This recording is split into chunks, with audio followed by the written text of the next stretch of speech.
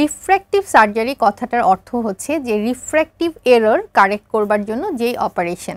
Refractive error আসলে 3 ধরনের হয়। একটি হচ্ছে হাইপারমেট্রোপিয়া, মায়োপিয়া, অ্যাস্টিগম্যাটিজম। এই 3 ধরনের পাওয়ার কারেকশনের জন্য বিভিন্ন ধরনের রিফ্র্যাক্টিভ সার্জারি অ্যাভেলেবেল আছে। আমাদের বাংলাদেশে এই মুহূর্তে 3 ধরনের রিফ্র্যাক্টিভ সার্জারি অ্যাভেলেবেল আছে।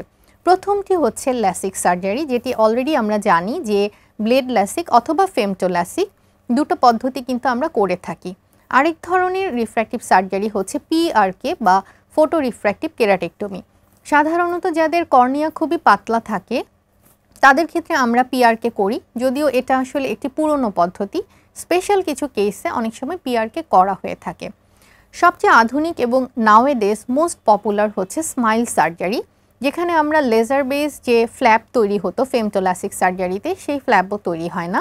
স্মাইলকে আমরা বলি যে স্মাইল সার্জারি করলে পেশেন্টের ফেসে একটা স্মাইল চলে আসে।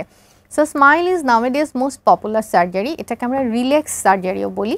And last but not the least, যাদের চোখ ল্যাসিক করা যায় না, যাদের অনেক পাওয়ার, যেমন আমি একটা ছেলের পাওয়ার কারেক্ট করেছি, -24 ছিল তার, সে তো ল্যাসিক করতে পারবে না।